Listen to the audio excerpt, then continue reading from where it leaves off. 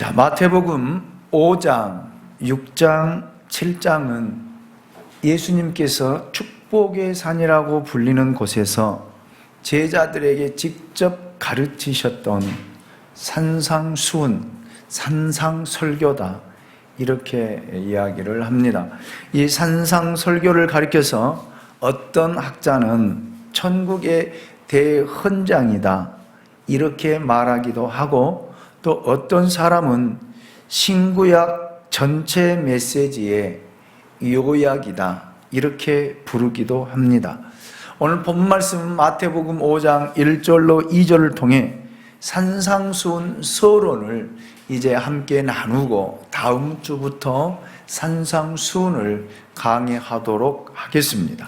5장 1절을 보면 예수께서 무리를 보시고 산에 올라가 앉으시니 제자들이 나아온지라.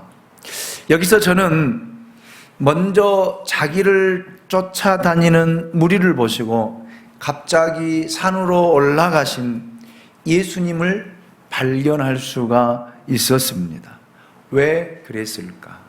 왜 무리를 뒤로 하고 산에 올라가셨을까?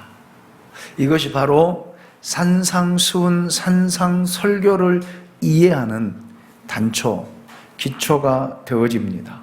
마태복음 4장 마지막 부분인 23절 이하부터 보면 아마 쉽게 예수님의 이런 행동들을 이해할 수 있을 것입니다. 그때 예수님은 갈릴리 지방에 계셨는데 그에 대한 소문이 온 수리아에 퍼졌다, 이렇게 기록을 하고 있습니다. 그것은 귀신을 쫓아내고 병을 고치는 초자연적인 놀라운 능력에 대한 소문 때문이었다, 이렇게 이야기를 합니다. 마태복음 4장 24절을 보면 그의 소문이 온 수리아에 퍼진지라 사람들이 모든 앓는 자, 각종 병에 걸려서 고통당하는 자, 귀신 들린 자, 간절하는 자, 중풍병자들을 데려오니 그들을 고치시더라 그랬습니다. 그 범위가 갈릴리, 데가볼리, 예루살렘, 유대, 요단강 건너편이라고 한 것을 보면 얼마나 소문이 빨리 퍼졌고 그 소문으로 인해서 수많은 병자들이 예수님 앞에 모여들었는지 알 수가 있습니다. 그렇다면 무엇 때문에 이 많은 무리들이 나사렛에 살았던 한 청년 예수에게 모여들었을까? 회개하라, 천국이 가까이 왔느니라, 이 말씀을 들었기 때문에 많은 군중들이, 많은 무리들이 모여들었을까요? 아니면 병 고치는 능력과 기적 때문일까요? 마태복음 4장 24절 이하의 말씀을 다시 보면 분명히 천국 복음이나 말씀의 진리보다는 병 고치는 기적 때문이라고 하는 사실을 우리가 쉽게 볼 수 있습니다. 예수님께서는 이러한 것을 아시고 자신이 대중의 인기와 환호 속에 머물러서는 안 된다는 생각으로 무리를 떠나 산으로 올라가셨다라는 그런 말입니다.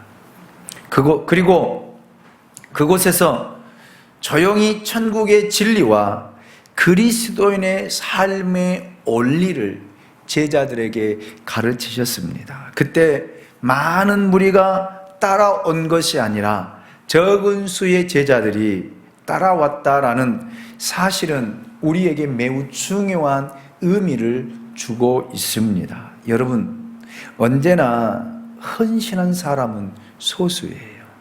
소수. 하나님께 바쳐진 사람도 소수의 제자들이었습니다.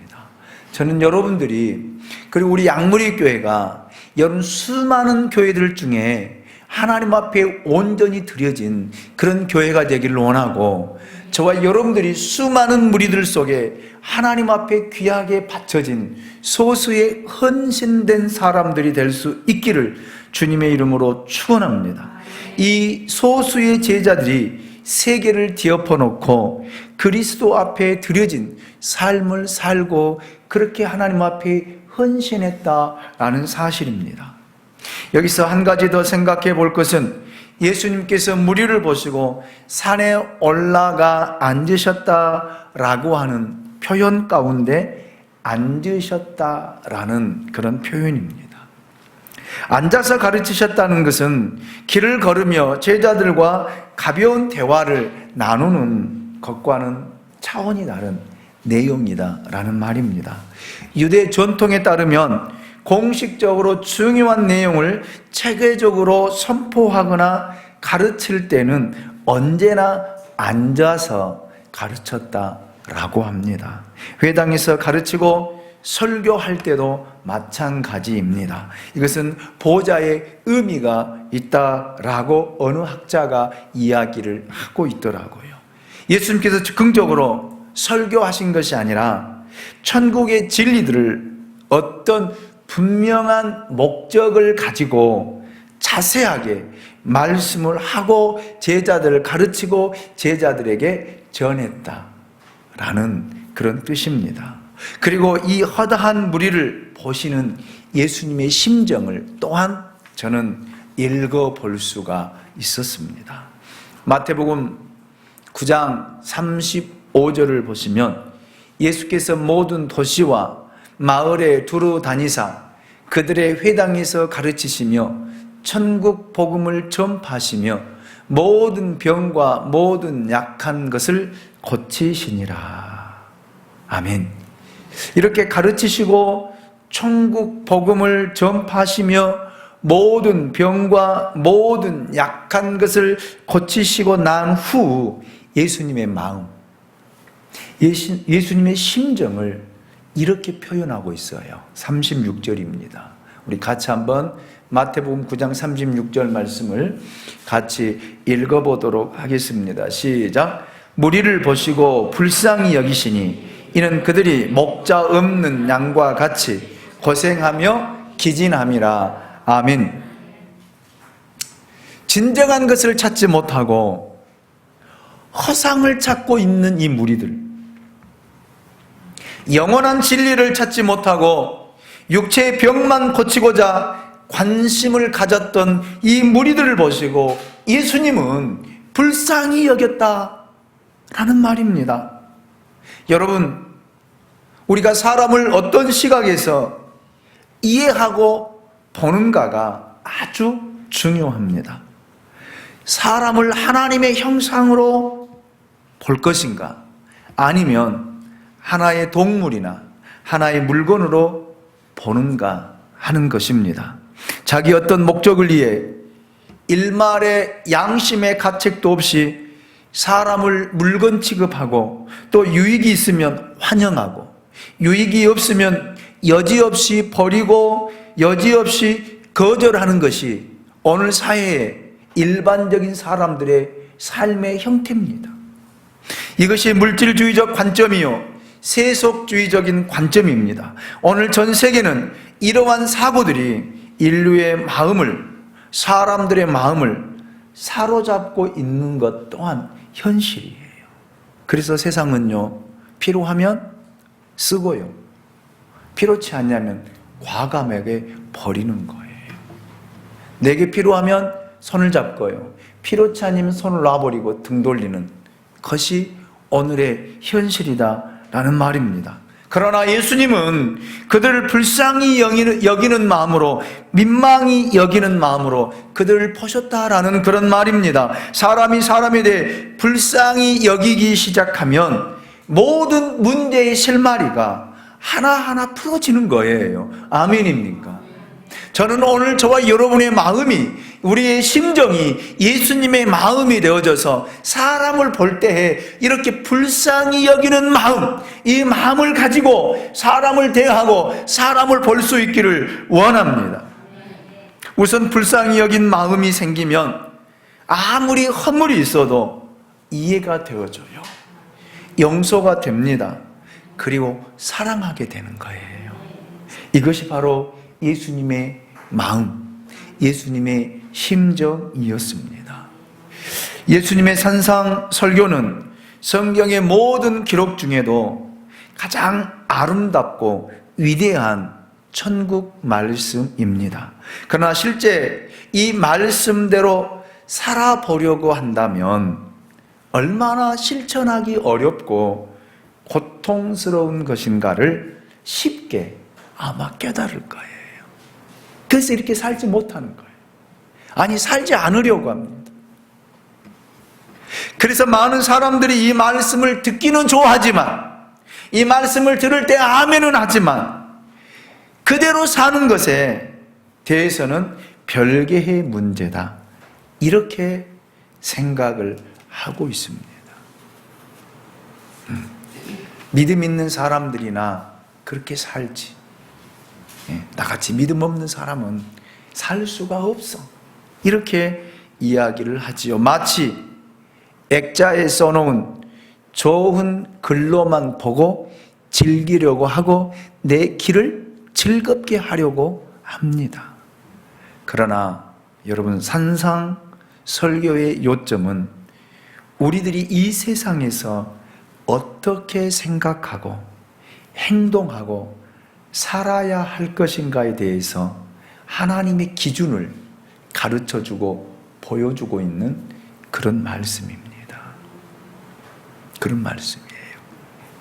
곧 그리스도인은 그리스도인답게, 하나님의 백성은 하나님의 백성답게, 구원받은 자는 구원받은 자답게 살아야 한다라는 것을 이야기하고 있는 것이 산상수훈, 마태복음 5장, 6장, 7장의 내용입니다. 이것은 레위기 18장 3절로 4절에 있는 말씀과도 같은 것입니다. 레위기 18장 3절입니다. 너희는 너희가 거주하던 애굽의 땅의 풍속을 따르지 말며 내가 너희를 인도할 가나안 땅의 풍속과 규례도 행하지 말고 너희는 내 법도를 따르며 내 규례를 지켜 그대로 행하라. 나는 너희의 하나님 여호와이니라. 아멘. 이 말은 하나님의 백성은 하나님의 백성대로 사는 법이 있고 사는 삶이 있고 살아가는 행동이 있고 양식이 있다라는 그런 뜻입니다. 마태복음 6장 8절에서도 그러므로 그들을 본받지 말라라고 예수님이 친히 이렇게 말씀하셨습니다. 이방인도 닮지 말고 바리새인과 서기관들도 닮지 말라. 다시 말해 세상 사람들처럼 살지 말라는 것입니다. 세상 사람들의 문화대로 살지 말라는 것입니다. 잘못된 신앙을 가진 종교 전문가들처럼 살지 말고 너희는 그리스도인답게 예수의 참된 제자로 하나님의 백성으로서 그 나라 백성답게 살라고 하는 것이 예수님의 가르침이에요. 그래야만이 세상이 변한다는 것입니다. 세상이 바뀐다는 거예요. 그런데 많은 그리스도인들이 그렇게 살지 못하기 때문에 세상은 변하지 않아요. 세상은 갈수록 악해집니다. 누구 책임일까요? 우리 책임이에요. 우리 책임입니다. 이 산상설교는 특히 제자들에게 하신 말씀이라는 사실, 아니 오늘 우리에게 주신 말씀이라고 하는 사실을 꼭 기억해야 됩니다. 그런데 우리의 가장 큰 문제는 우리가 너무 세상과 비슷하다는 거예요. 비슷하다는 거예요. 그들과 좀 다르게 보이려고 성경을 가지고 다니며 거룩하게 걷고 거룩한 목소리로 신령한 척하지만 거룩하지 않아요. 이것이 한국 교회의 모습입니다. 교회에 십자가를 세우고 많은 교인들이 하나님을 예배하기 위해 모여들고 거룩하게 하나님 앞에 예배를 드리고 기도하고 찬송하는 것처럼 보이지만 거룩이 없어요. 진실이 없습니다. 신실함이 없습니다.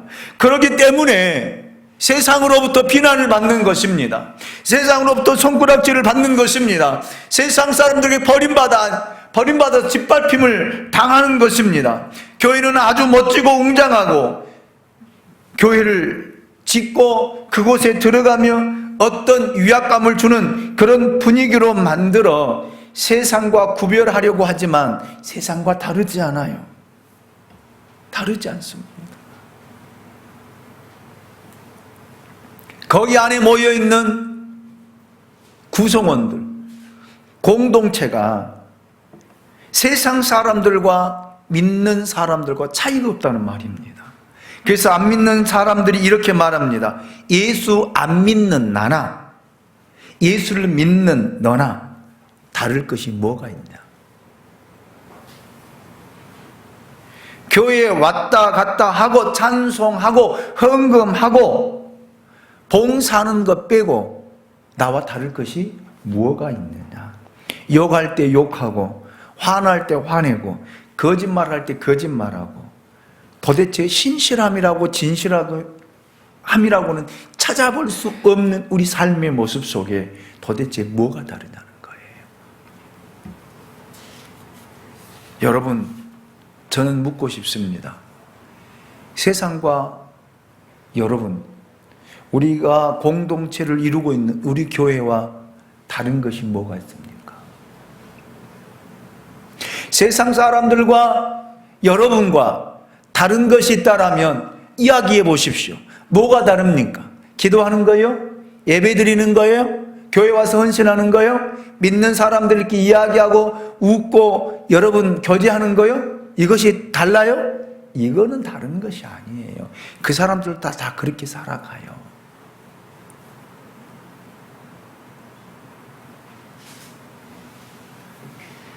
여러분, 예수를 믿는 그리스도인들이라면, 주님의 참다운 제자라면, 하나님의 백성이라면 무엇인가 달라야 세상에 변화를 주지 않겠습니까? 세상에 도전이 되지 않겠습니까? 무엇인가 세상 사람들이 보고 찔림을 받지 않겠습니까?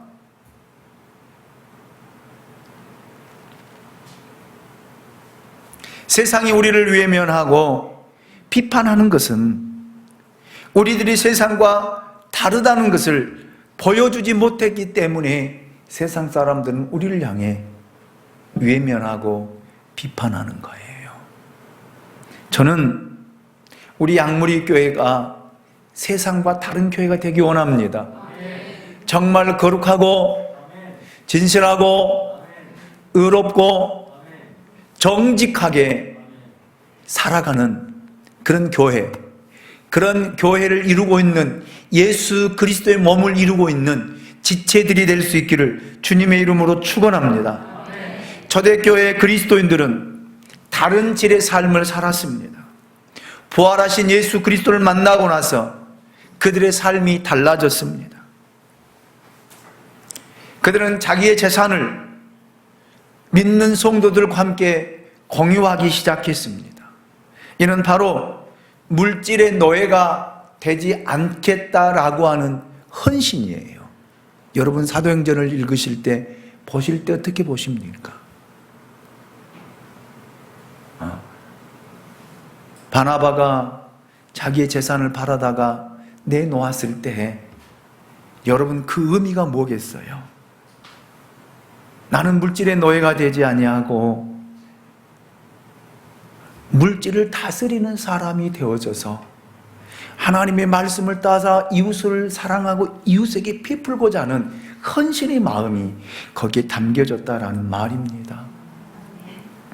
그들은 현세에 살면서도 천국을 바라보고 죽음을 초월하는 그런 인생을 살았습니다. 그래서 그들은 복음을 전하다가 사자 이빨에 찢겨 죽었고 톱으로 켜는 그 고통을 당하며 죽었고 십자가에 불태워 죽는 형벌까지도 두려워하지 않았습니다. 이렇기 때문에 세상은 달라지기 시작했어요. 세상 사람들이 그리스도를 바라볼 때에 세상을 서엽게 하는 사람들, 어지럽게 하는 사람들, 그러면서 그들은 도전을 받고 그들은 변하기 시작했고 많은 사람들이 교회로 돌아오는 부흥의 역사가 일어난 줄로 믿습니다. 이런 사람들 때문에 세상은 변하지 않을 수가 없었던 것입니다. 오늘 저는 우리 교회가 이런 교회가 되기를 원합니다. 저는 저와 여러분들이 이런 그리스도인다운 그리스도인들이 될 수 있기를 주님의 이름으로 축원합니다. 달라져야 돼요. 바뀌어져야 돼요. 생각과 사고와 행동과 삶이 달라져야 될 줄로 믿습니다. 이러기 위해서 예수님께서 산상수훈, 산상설교를 하셨다라는 말이에요. 이 의미가 여기 안에 다 내포되어 있는 거예요. 그래서 여러분 하나하나 들을 때 예수님이 가르쳐 준 대로 우리가 삶을 살아가게 되어지면 세상은 달라질 것입니다. 세상은 변화될 것입니다. 거기 하나님의 나라가 임할 것입니다. 예수님께서 하신 이 산상수훈을 잘 이해하기 위해서 저는 세 가지의 배경, 어떤 배경에서 예수님께서 하셨는가를 살펴보았습니다. 첫 번째는 성경적인 배경입니다. 이 말씀은 구약의 메시지와 다 연결이 되어 있습니다. 구약은 메시아의 대망이요, 신약은 메시아의 완성입니다. 구약에서 모세가 하나님의 말씀인 율법을 받았고, 신약에서는 예수님이 축복의 산에서 천국의 대헌장을 가르치셨습니다. 우리는 예수님의 가르침 속에서 모든 율법의 완성을 아마 보게 될 것입니다. 마태복음 5장 17절을 보십시오. 내가 율법이나 선지자를 폐하러 온 줄로 생각하지 말라.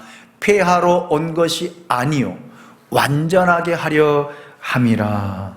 아멘. 그래서 예수님의 이 산상수훈은 구약 메시지의 완성이라는 말입니다. 완성. 네.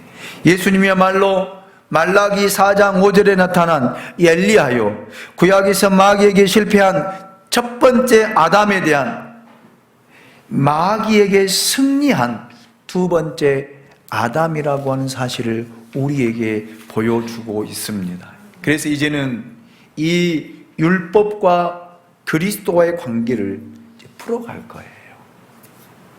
또 그리스도인과 율법의 관계도 풀어갈 것입니다. 설교를 할 거예요, 제가. 네. 그래서 구약의 말씀이 예수 그리스도를 통해서 어떻게 이루어지고 성취되고 완성되었는가를 여러분 제시할 것입니다. 이 성경적인 배경을 제가 보게 되었습니다. 두 번째로 정치적인 배경입니다. 정치적인 배경. 구약시대나 예수님 이전에 유대인들은 메시아가 오면 정치적, 경제적, 사회적으로 이 모든 분야에서 구원해 주실 것이다 라고 하는 정치적인 메시아를 대망하고 있었습니다. 그래서 요한복음 4장 25절을 보면 남편이 다섯이나 있었던 수가성 여인 한 여인도 그 메시아를 기다리고 있었다라고 이야기를 했고, 또 요한복음 6장 15절에 보면 오병이어의 기적을 베푸실 때에 그 많은 무리들은 예수님을 억지로 왕과 임금을 삼으려고 했던 것도 이와 같은 맥락이에요. 이와 같은 맥락. 그러나 예수님께서는 단호하게 요한복음 6장 36절을 통해서 이렇게 답변하시지요. 내 나라는 여기에 속한 것이 아니니라. 아멘입니까? 즉 한마디로 말하면 정치적인 기대를 하지 말라는 거예요. 그러기 위해서 오신 분이 아니다라는 그 사실을 말씀하신 거예요. 결국 예수님은 사람들의 이러한 기대를 만족시키지 않으시고 십자가에서 죽으셨습니다. 그리고 사흘 만에 부활하셨습니다. 이거 십자가의 결론이에요. 여러분, 이 사실을 이제 이 마태복음 5장, 6장, 7장을 통해서 풀어갈 것입니다. 왜 사람들이 그 정도로 메시아를 대망했는가? 그런데 왜 예수님은 그들의 기대에 만족을 주지 않고 하나님의 뜻을 쫓아서 인류의 구속사를 이루셨는가를 이제 풀어갈 것입니다. 세 번째, 종교적인 배경이에요. 특별히 그 당시는 종교적인 암흑시대라고 말할 수 있습니다. 4개의 분파가 그 당시에 종교를 대표하고 있었는데, 바리새파, 사두개파, 에세네파, 열심당원, 이 4개파가 주류를 이루고 있었습니다. 바리새파는 현실을 무시하고 율법에만 집착했던 분파입니다. 그리고 사두개파는 반대로 율법은 적당히 믿고 해석하고 오히려 정치적이고 현실적인 이해관계로 모여진 종교 세력들이었습니다. 에세네파는요, 현실 도피주의자들로서 예수님의 재림만 기다리며 은둔 생활을 했던 사람들이 에세네파 분파 사람들입니다. 그리고 반면에 열심당원들은요, 칼을 차고 다니며 민족주의적인 혁명 세력을 추구했던 사람들이 누구냐면 열심당원들이에요. 이러한 종교적인 배경 속에서 예수님의 산상설교는 이런 사람들에게 해답을 안겨주고 있습니다. 그들이 안고 있는 문제를 풀어주고 있다라는 말입니다. 바리새파에게는 참 신앙이란 외적인 형식과 의식에 있는 것이 아니라 내면적이며 영적인 것에 있다라고 하는 사실을 가르치시고 말씀하신 내용이 산상수훈이에요. 여러분, 사두개파에게는요, 신앙은 사람의 방법, 정치적인 방법으로 해결하는 것이 아니라 하나님의 방법으로 해결되어야 된다라고 하는 것을 분명하게 전하고 가르치고 있는 내용이 산상수훈이에요. 에세네파에게는요, 신앙은 금식하고 육제를 절제하는 연단의 문제가 아니라 자신의 마음의 문제가 더 중요하다라고 하는 사실을 깨우쳐주고 있는 거예요. 열심당원에게는요, 혁명의 문제가 아니라 진정한 예배의 문제가 더 중요하다라는 것, 이것을 가르쳐주고 깨우쳐주는 것이 마태복음 5장, 6장, 7장이에요. 그렇기 때문에 중요하다는 것입니다. 그래서 천국의 대헌장이라고 이야기를 하고요, 신구약 전체 메시지의 요약본이라고도 이야기를 하는 것입니다. 이 부분을 우리가 이해하고 이 말씀을 삶 속에 적용하면 세상은 변화됩니다. 달라진다는 거예요.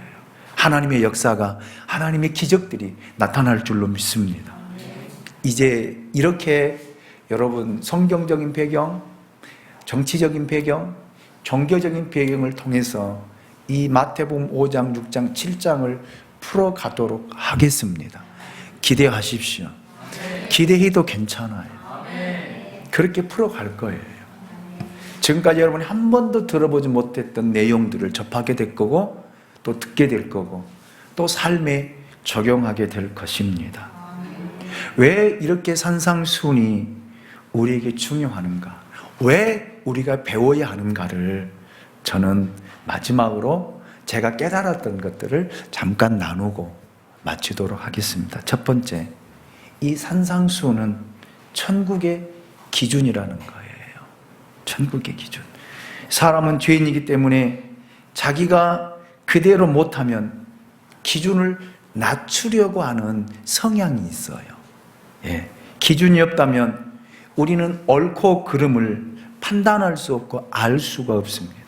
근데 많은 사람들은요, 자기 생각, 자기 배운 것, 자기 것이 기준이 되어져서 그 잣대를 가지고 사람을 판단하고 평가합니다. 그러나 여러분, 산상수훈은요, 우리 그리스도인의 삶의 기준이에요.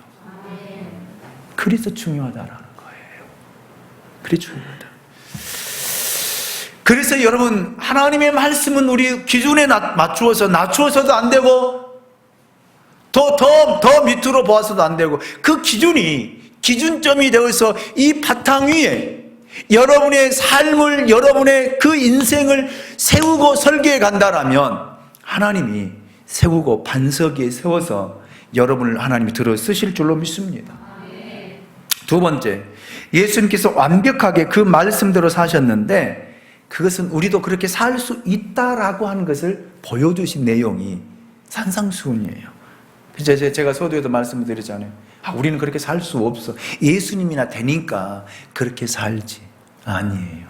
살 수 있다는 거예요. 예수님은 이것을 위하여 십자가에 피 흘려 죽으셨습니다. 그래서 디도서 2장 14절에서 여러분 사도 바울은 이렇게 우리에게 증언하고 있습니다. 같이 한번 읽어보도록 하겠습니다. 같이 읽습니다. 시작. 그가 우리를 대신하여 자신을 주심은 모든 불법에서 우리를 속량하시고 우리를 깨끗하게 하사 선한 일을 열심히 하는 자기 백성이 되게 하려 하심이라. 아멘. 아멘. 아멘. 제가 예를 들어볼까요? 마태복음 14장 22절로 33절을 보면 예수님의 제자들이 탄 배가 바다 물결 풍랑으로 인하여 고난을 당하고 괴로이 노를 저어갈 때에 예수님께서 물 위로 걸어가십니다. 그때 제자들이 물 위로 예수님을 보시면서 뭐라고 외쳐요? 유령이다. 이렇게 외칩니다. 그때 예수님께서 제자들에게 이렇게 말씀하셔요. 안심하라. 내니 두려워하지 말라. 이때 뛰쳐나온 사람이 있지요. 그가 베드로입니다. 베드로가 주여 만일 주님이시거든 나를 명하사 물 위로 걸어가게 하소서. 할렐루야. 여러분 바다에서 잔뼈가 굵은 베드로가 자기가 물 위를 걸을 수 있다는 사실을 알아요, 몰라요? 알아요, 몰라요? 누구보다 잘 압니다. 여러분도 알잖아요. 사람이 물 위를 걸어갈 수 있어요? 없잖아요.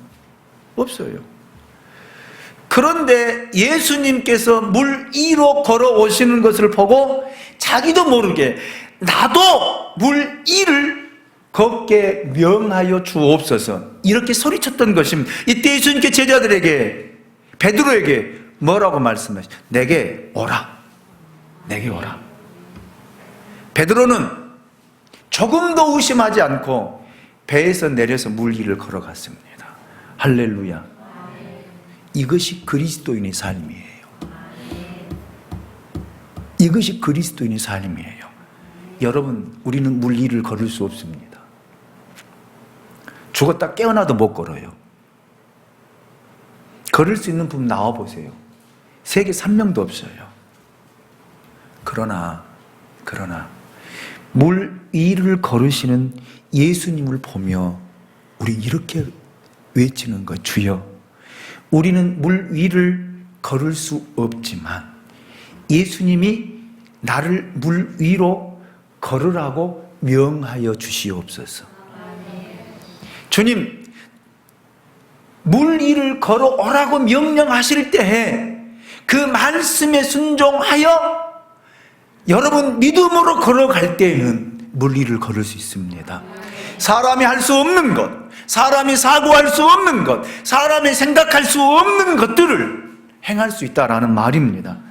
주님, 나는 절대로 저 사람을 용서할 수 없지만 저에게 용서할 수 있는 뭐를 주십시오? 마음을 주십시오. 그럴 때 용서하는 마음이 생기는 거예요.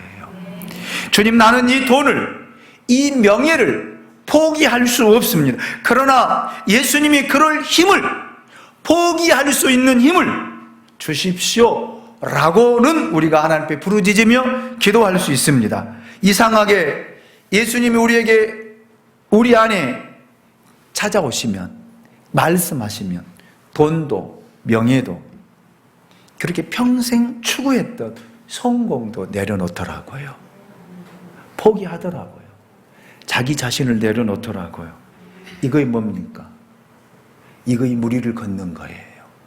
나는 할 수 없지만 예수님이 오라고 하니까 나를 버리는 것, 나를 포기하는 것, 이것이 물 위를 걷는 거예요. 아멘입니까? 그 기적이잖아요. 나는 저 사람 절대 용서할 수 없어. 용서할 수도 없고 용서하지도 않을 거야. 그런데 예수님이 우리에게 말씀하시고 용서하라, 용서하라, 용서하라고 할 때 내 마음이 바뀌고 변화되어져서 그 사람이 불쌍히 여기고 그 사람의 마음이 이해가 되면서 용서가 되잖아요. 이것이 무리를 걷는 우리 삶의 모습인 줄로 믿습니다. 그러나 여러 무리를 걸어가던 베드로, 순간 어떤 일이 벌어졌습니까? 베드로가 한참 무리를 걷다가 주변을 둘러보는 거예요. 사람을 보게 된 거예요. 환경을 본 것입니다. 바다 물결을 보고 자기 자신을 볼 때에, 환경을 볼 때에, 사람을 볼 때에 그만 물에 빠지고 말았어요. 빠지고. 이거이 뭐냐면 믿음이에요. 믿음. 예수님만 볼 때는요 안 빠지거든. 무리를 걸어가 용서하거든. 그런데 환경 보고 다른 사람 눈치 보고 다른 사람 못하는 거야. 못하는 거야. 용서가 안 돼. 포기가 안 돼. 내려놓지를 못하는 거야. 그럴 때는요 여러분의 믿음이 한순간에 푹 빠져 헤어나오질 못해. 그때 예수님께서 베드로에게 믿음이 작은 자여 왜 의심하느냐, 손을 내밀어 잡아서 건질 때 베드로가 건져 나온 줄로 믿습니다. 여러분의 믿음이 이 믿음이 될 수 있기 원합니다. 주만 보십시오. 주만 바라보십시오. 주님 말씀만 들으십시오. 주님만 따라가십시오. 그러면 여러분들도 무리를 걸을 수 있습니다. 아멘입니까? 세 번째, 산상설교 내용은 어렵지만 성령의 도우심으로 물 위로 걸어가기로 결정하고 그렇게 살기로 결정한 사람들에게 하늘의 축복이 임한다는 거예요. 저는 이것을 깨달았어요. 이걸 보았습니다. 포기하면 더 좋은 것, 새 것을 주신다라는 말입니다. 히브리서 11장 39절로 40절을 보십시오. 이 사람들은 다 믿음으로 말미암아 증거를 받았으나 약속된 것을 받지 못하였으니 40절요 같이 읽습니다. 시작. 이는 하나님이 우리를 위하여 더 좋은 것을 예비하셨은즉 우리가 아니면 그들로 온전함을 이루지 못하게 하려 하심이라. 아멘. 포기하니까 더 좋은 것을 하나님 예비하신 거예요. 더 좋은 걸 주신다는 말입니다. 여러분, 우리가 믿음으로 물 위를 걸으려고 하면 포기해야 된다고 했잖아요. 환경도 보지 말아야 된다. 사람이 눈치 보지 말라고 했잖아요. 그럴 때 여러분이 그 물 위를 걸어가면 하나님이 하늘의 상을 주신다는 거예요. 그것이 마태복음 5장, 6장, 7장을 내용을 통해서 우리에게 선포되고 있는 그런 말씀입니다. 생명을 버리면 영원한 생명을 얻습니다. 여러분, 이것이 산상수훈의 배경이에요. 예, 여러분, 오늘부터 우리 마음속에 하나님의 나라의 기준을 가지고 살지 않으시겠습니까? 우리들도 예수님처럼 무리를 걷고 싶지 않으십니까? 짧은 우리의 생애, 보잘것없는 우리의 생애를 여러분 주님의 그 능력, 주님의 말씀을 통해서 이런 능력 있는 삶을 살지 않으시렵니까? 여러분, 하늘의 상급이 여러분을 위해서 준비됐고 하나님이 예비하신 것 바라보며 기대하며 살지 않으시렵니까? 그러면 말씀대로 삽시다. 마태복음 5장, 6장, 7장 가르쳐 준 대로 이제 우리가 듣고 하나하나 고쳐가며 변화되어 봅시다. 아멘입니까? 저를 쫓아서 변화되겠습니다. 바꾸어 보겠습니다. 주님 도와주세요. 아멘입니까? 기도합니다.